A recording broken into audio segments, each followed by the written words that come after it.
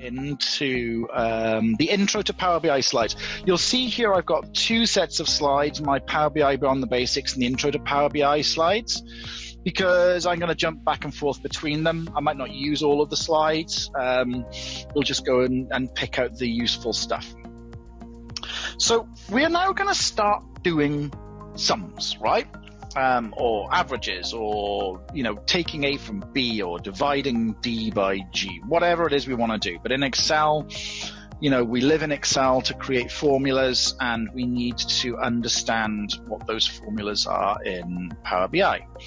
And here's a very, very, very important thing to remember, that in Excel, we are dealing on a cell-by-cell basis. So when I type that equal sign in, I'm saying, add cell B1 and B2 together, right? So cell A1 equals B1 plus B2, or cell A1 is B1 plus C1, right? And then I'm going to copy that formula down. So I'm operating on a cell-by-cell basis. Power BI does not do that. Power BI says I have a column of data. So I am going to divide column A by column B.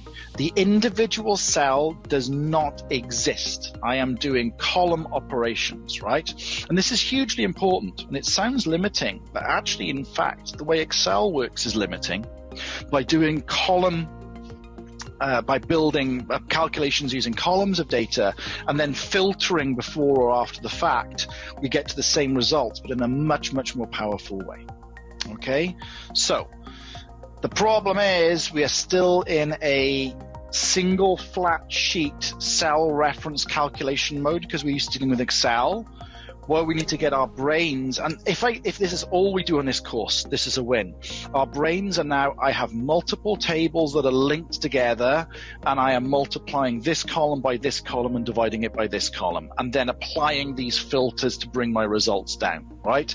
It's a fundamentally different way about thinking how we do calculations, and it's fundamentally more powerful and more efficient. So let's look at the syntax, right? Now we're going to come back to whether we add calculated columns or measures or something like that in a minute. But I want to look at the syntax of doing math, right? And it looks like this. So what we have, and this is just taken from the Microsoft site, and we will actually do this using our data set. The first thing you'll notice that's different from Excel is in Excel, we start off with an equal sign. So we're going into a cell, A1 or B6, and we go equals. And that tells Excel to expect an algorithm, to expect an operation. In Power BI, there's actually something exists before, right? We actually have a name, because there is no cell reference. I don't have cell A1 or C63, right? So Power BI needs to say, hey, what are you calling me? So we have the name. This name can pretty much use any character except for equals. There's probably some exceptions I can't remember, but you're essentially safe. It can be as long as you want, but don't have long names. Have nice, easy to remember names. But here, my calculation is called total sales. Then I have the equal sign, which says to Power BI, now I'm going to start doing some math or doing some logic, right? It doesn't have to be math. It can be some logical operations. And here I am simply going to add something up. So the adding something up is sum, like we have in Excel. Sum means adding things up. There's different ways of adding things up, but the simplest one here is sum. Let's look at this next statement, because this is a little bit more interesting. The thing it's adding up consists of two elements, all right? I have the outside brackets and the square inside brackets. The first thing we need to look at is the first word here. The word before the square brackets is the name of the table, right? And then the word inside the square brackets is the name of the column. So this is simply a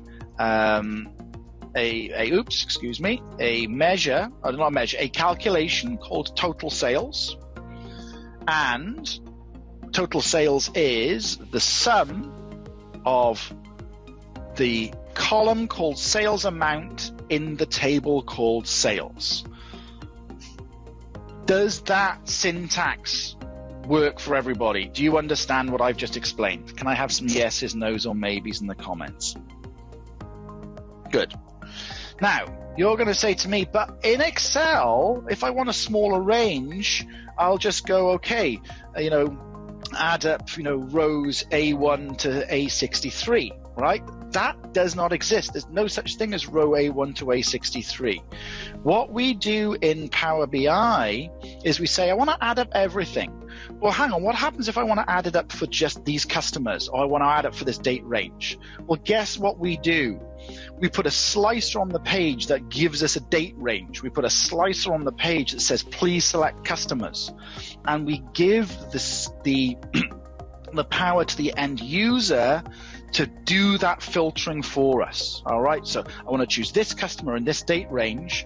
So Power BI will then say, okay, I'm adding up total sales, but hang on, there's a filter being added. It's customer Steve and it's date range last month.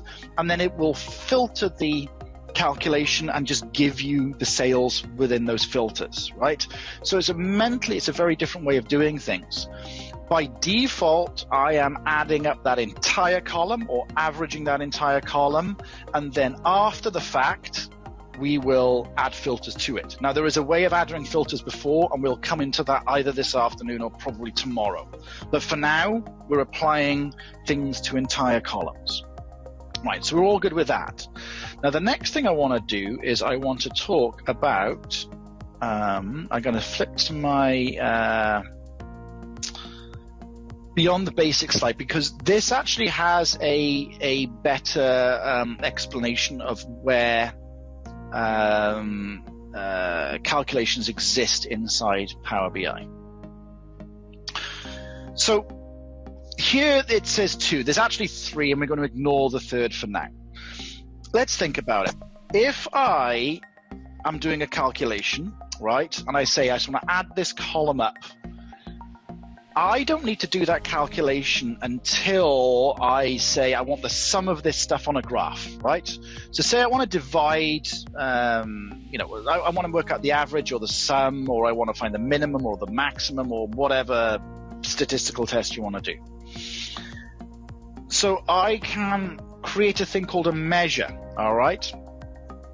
And a measure is a calculation that can be evaluated for the entire column in one go, right? So I want to average this entire column and we'll filter it afterwards. There's another type of calculation in Power BI called a calculated column. So let's imagine that we're all salespeople and, Oscar, you're on 10% and Aaron, you're on 15%. How are you on 15%, Aaron? I don't know. Anyhow, and I'm on 5% because I suck, right? And we all sell different amounts. Oscar, you're selling 10,000, Aaron, you're $50,000 record, and I'm selling $500. If we want to calculate the amount, the dollar amount of commission that goes to each of the three of us, I actually have to do that on a row by row basis. I have to look at who owns this row? It's Steve. His commission is 5%. He sold $500. So 5% of $500 is X, and that goes into that row.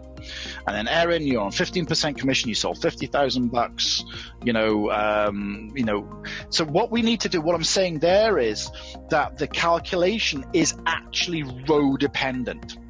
So because of that, as you can see here, we're going to actually add a new column to the table. I'm going to take my table, actually throw a new column on the end, and put the calculation in there. It's sales commission percentage times amount equals this. And I'm going to add an extra column in. So I have measures that are calculations that just exist. Well, they don't exist until they're implemented in a chart. Or sometimes I need to evaluate something for each row in a table, and I'll add a column, right? Those are 2 ways in which I enter calculations into Power BI. Can somebody tell me what the potential drawback is doing a calculated column? Because sometimes we have to do it, but sometimes there's a way of doing a calculation, and I can either do it as a measure or a column. Can somebody tell me a drawback of doing a calculated column? Yeah, kind of, yes. Similar. They are similar to calculated fields in Excel pivot, yes. Actually, everything pretty much is. That's what we're essentially doing here. Look, the act of adding an extra column into my table, what's one of the downsides of doing that?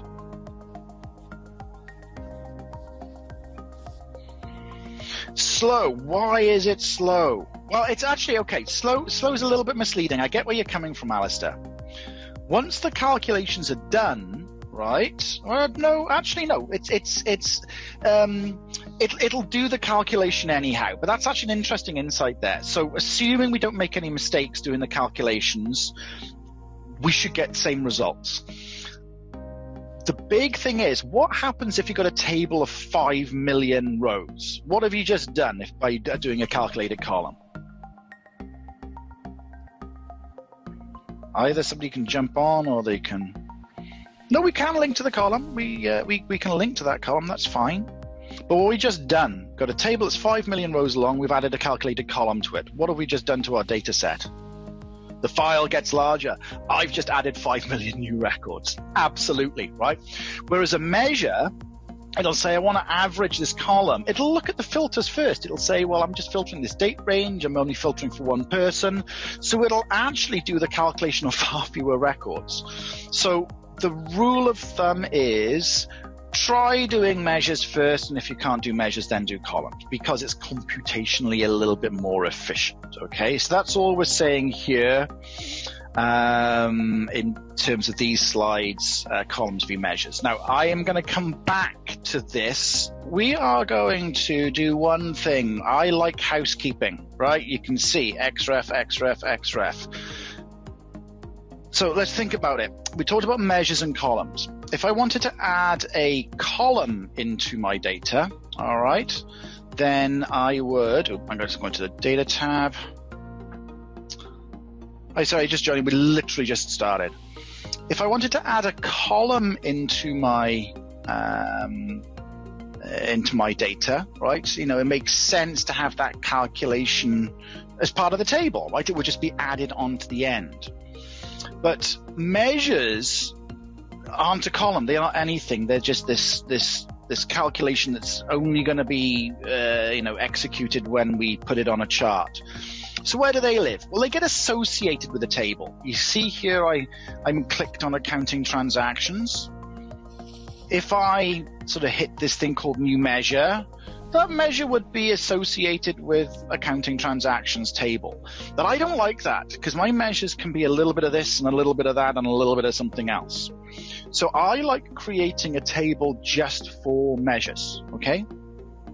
So how do we do that, right? And again, this is just a little bit of housekeeping, but it really will keep you sane, best practice.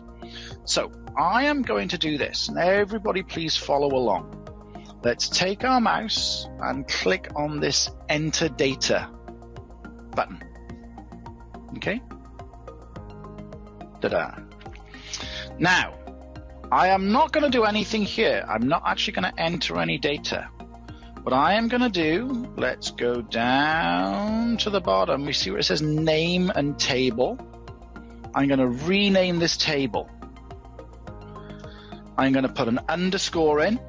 And this means on my tables on the right-hand side, it's going to come first. And I'm going to call it Measures. You see what I've done there? I hit Enter Data. I went to the name, underscore Measures. And now what I'm going to do is I'm going to hit Load. You don't need to hit Edit, just hit Load.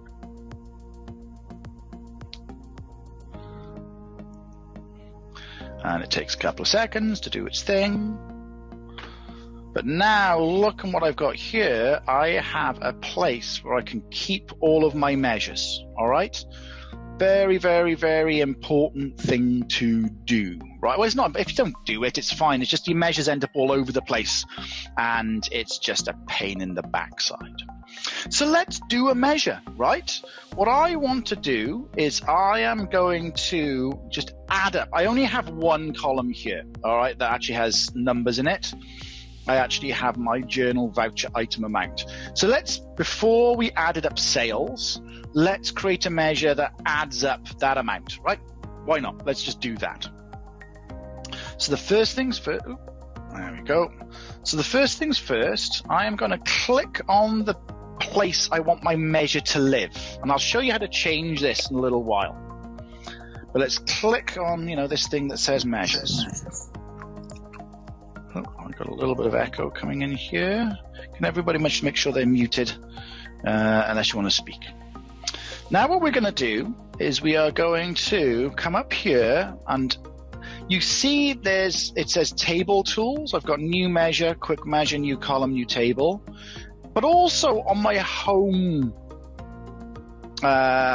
menu, it also has new measure. So let's all click on new measure.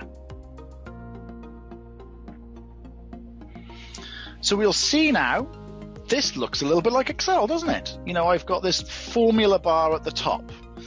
So let's just walk this through. All right. I need to call this something. So I'm going to click on just before the E, and I'm going to backspace. And I'm going to call this total amount.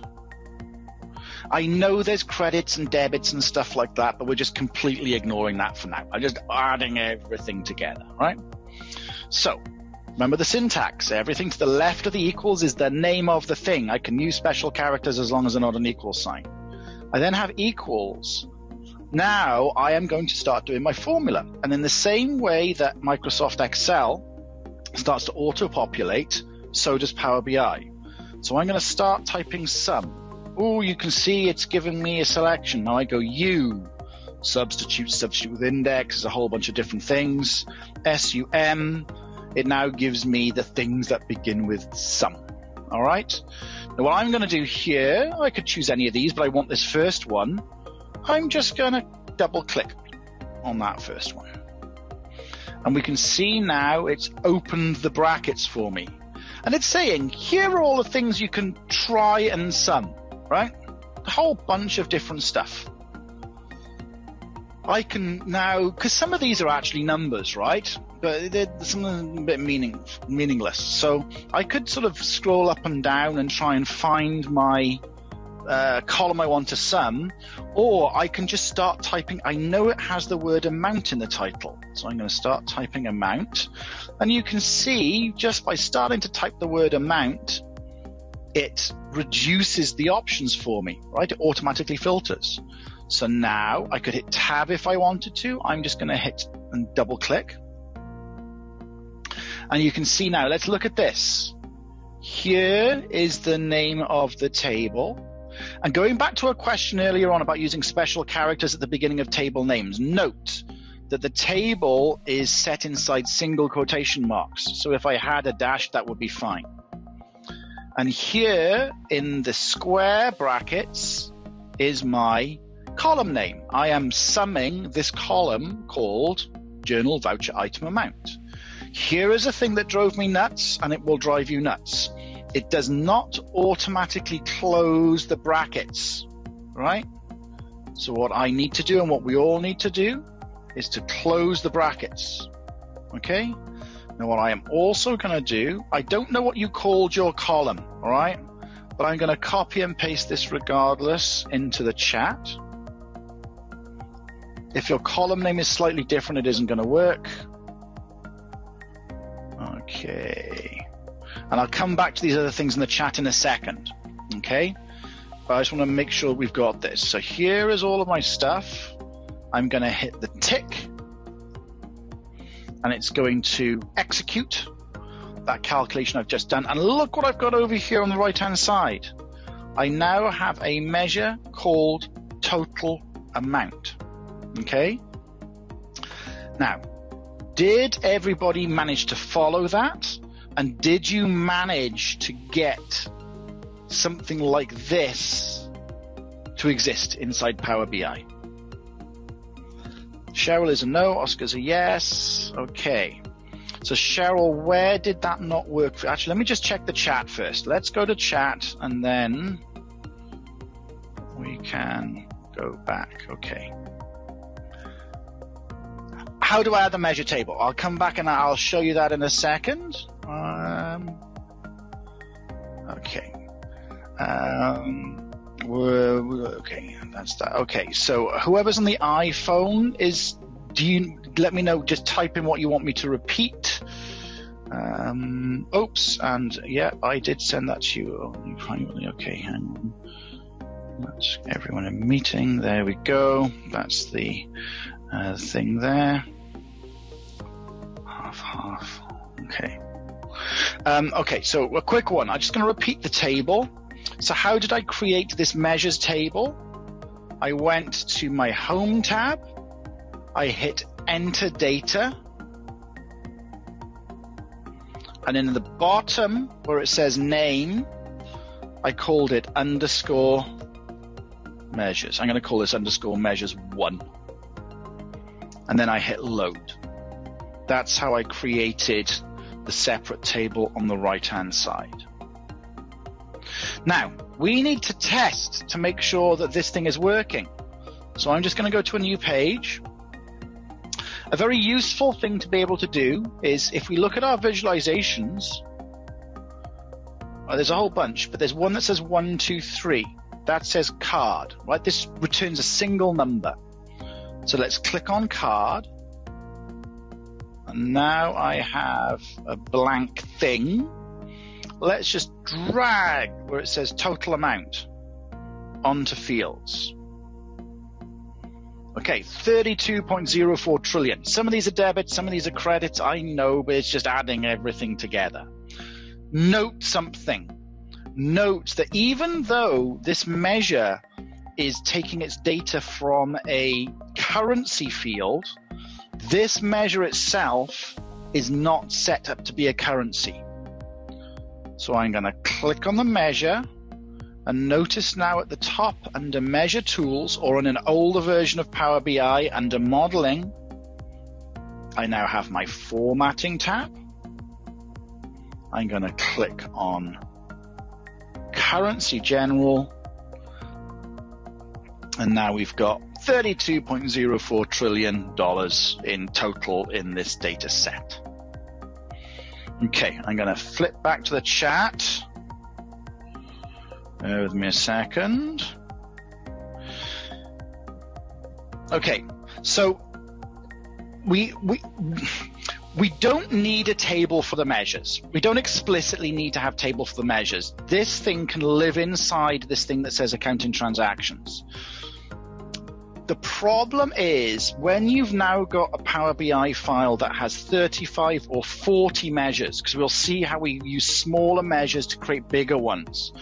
And those measures using, this value from table A and another value from table B, it really is very easy to lose track of where the measures are, right? It's very, very easy. So in a simple one like this, we could easily create a measure and keep it inside, whichever table made sense.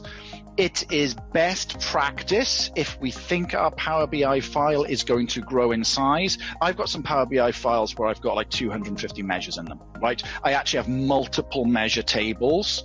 And that is the only way of me keeping track of, because this measure is used in calculations of another 10 different measures.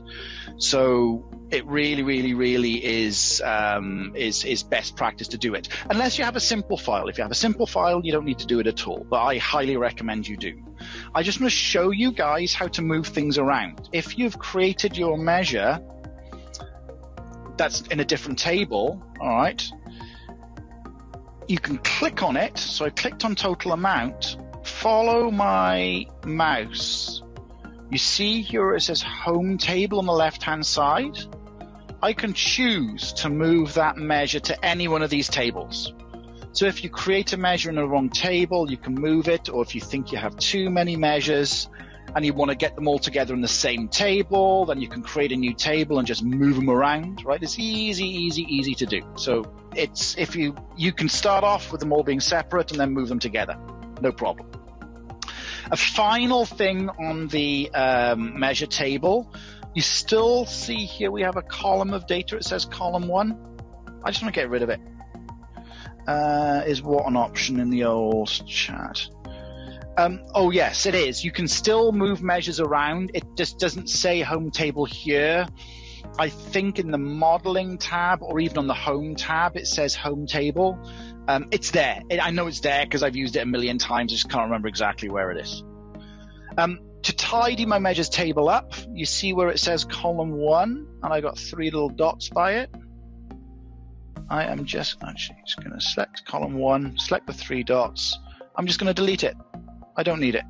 I don't need column 1. Bang. All right, so now I've just got my measures and my table. And what will happen next time I restart Power BI, this table icon will actually change to a measure icon, which is kind of nice. Oh, under modeling. Thank you very much for doing that, Erin. That's much appreciated. Modeling under properties. So yes, so how did I change the format again? Oh, no problems at all. Here is my measure called total amount. I clicked on it. And in the new version, clicking on it brings up a menu called Measure Tools. And under that menu, I have my formatting options here. In the old version, I'll still click on the measure, and I think it's in the Home tab. It's either in the Home tab or Modeling. I think this was previously answered. You will see those formatting options under Modeling. Erin, yeah, keep on coming to the rescue. I really appreciate it.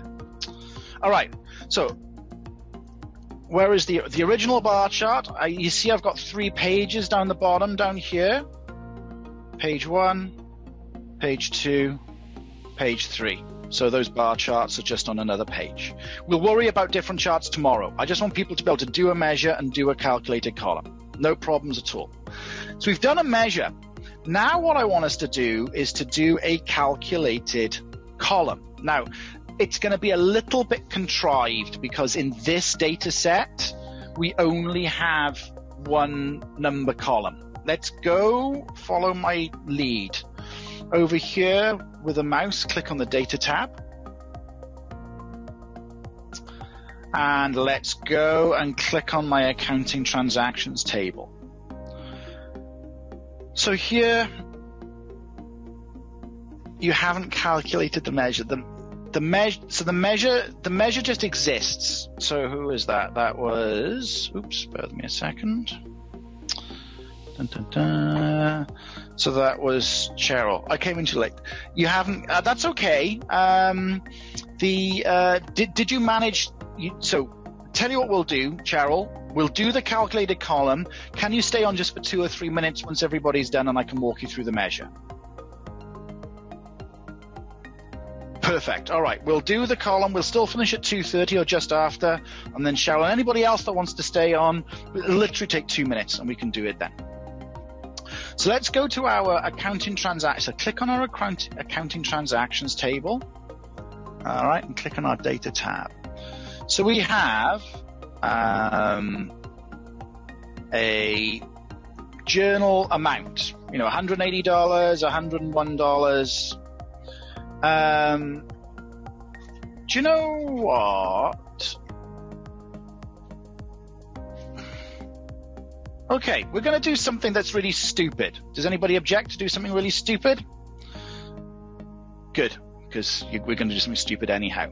I want to I am going to divide my journal voucher item amount by my fiscal month, right? So these will be divided by 1, the other ones will be divided by 12, all right? Why do we want to do that? Because I just feel like it. But that's an example of this calculation has to be done on a row by row basis, all right? Because what month am I in? 6, right? That's unique to that row. So what I want you guys to do is we're on this table, all right? And at the top, either under column tools or under the home tab, you're going to see a button called new column. So let's click on that.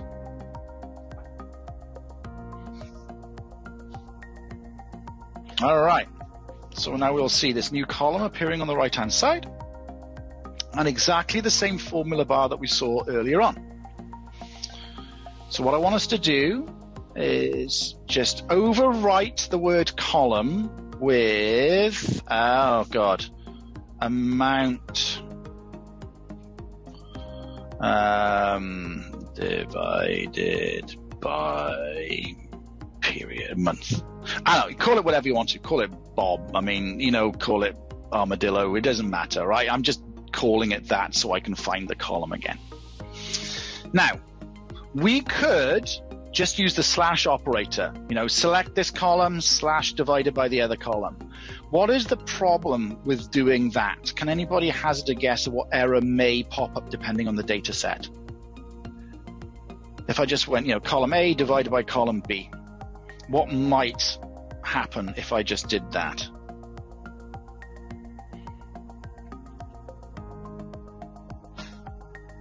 Anybody? What happens if I have a weird period and I got a period? Well, the brackets will come into play, yes. But what happens if I have missing data, or I'm dividing by something that's null, or I'm dividing by something that's accidentally got a 0 in it? What's going to happen to my result? What happens when you divide something by 0? Do bad things? Exactly. Bad things happen. Exactly. So it's always worth, in Excel as well, it's always worth using the correct operation. So in this case, I want you to follow along. We're going to use the divide operation. So I'm going to start typing divide. D-I-V-I-D-E. Divide. Okay. I'm going to open brackets. Now it's asking me what the numerator is. Well, this is the amount, right? So I'm going to start typing the word amount. A-M-O-U. Okay. So it's accounting transactions. Also, it's giving me the measure I created. Notice that, right? It's also bringing up the measure, but I'm not going to use that. So I'm going to double click. So I am going to divide my item amount by, I think it's called period, wasn't it? No, what was it called? Month, M-O-N. Okay, there we go. So you can see I couldn't remember the name of the column, so I just started typing words. It wasn't called period. I started typing the word month, and you can see here at the top, it's now giving me my option of fiscal month. So I'm going to double click on that. Now look at this. Divide, numerator, comma, denominator. I'm going to put another comma in here, alternate result. So if I do get a divide by 0, rather than going error, it's going to give me something. I say I want it to give me a 1. I could put anything in here, 0, 1, 0.3, but I'm going to say I am going to divide my journal amount by my fiscal month. And if for some reason I'm dividing through by null or dividing through by 0, just give me a 1 instead. I am actually going to copy this and chuck it in the chat. Notice my column names may actually be slightly different from yours. But now let's look what happens. I'm going to hit this little tick. And now, you know, these are divided by 1. But as I scroll down, my period, where's my period? Fiscal month, 12. So this top row here, my fiscal month is 12. My journal voucher item amount is 303. And my amount is actually 25, right? Now you can see here, I've got crazy decimals all whacked out all over the place. So I am going to click on my column, go to column tools where I found my formatting before, and change this to currency, right? Because it's dollars per label of month, and I'm going to change that to 2 decimal points. I now have my calculated column.